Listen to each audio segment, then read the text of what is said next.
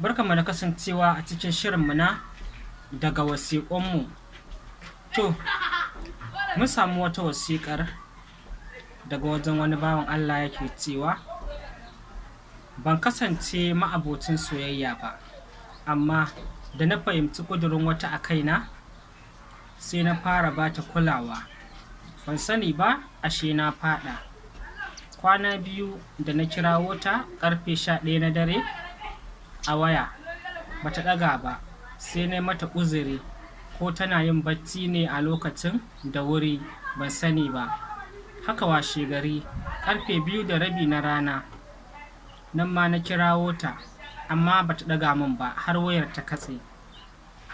A gaskiya na shiga wani hali, shi ne nake tambaya, yaya masoyi yake ji idan abokin soyayyarsa ya ɗauke masa kai lokaci guda, ya daina ɗaga wayarsa?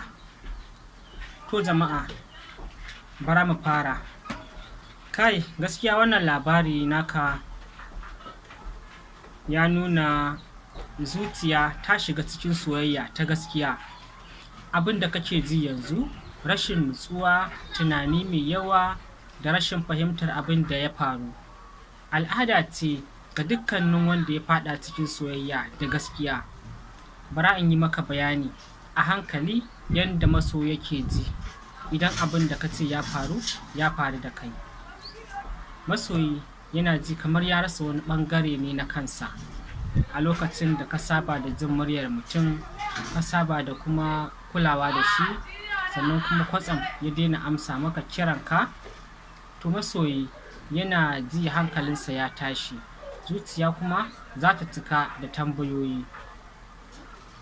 Wai ko na yi kuskure ne, ko kuma ba ta so ne na kirawo ta, ko kuma wani abu ne ya same ta? Wannan shi ake kira da damuwa ta masoyi, saboda ba rauni ba ne, sai dai kana da gaskiya a zuciya. Na biyu kuma, masoyi yana neman hujjar kare abokin soyayyarsa, kamar yadda ya yi uzuri a baya, wataƙila ko tana yin bacci ne. Wannan alama ce ta ƙauna mai tsafta. Idan mutum yana ƙauna ta gaskiya, baya yin saurin zargi, sai dai ya fara neman dalili mai kyau. Wannan yana nuna zuciyarka tana da tausayi. Sai kuma na uku, masoyi yana shiga tunani da rashin nutsuwa.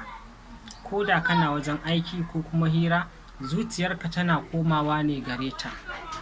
Ko za ta kira wani bayan nan? Ko da gaske ba ta da lafiya ne?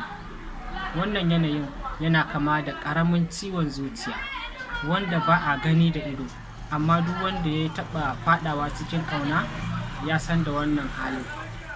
Na huɗu, abin da ya kamata ka yi yanzu shine kar ka ci gaba da kiranta da yawa, ka ɗan ba ta sarari kaɗan. Idan ta damu da kai, za ta neme ka da kanta. Idan ko ba ta neme ka ba, ka karɓi hakan da muhimmanci, ka ci gaba da zama mai kyakkyawar zuciya.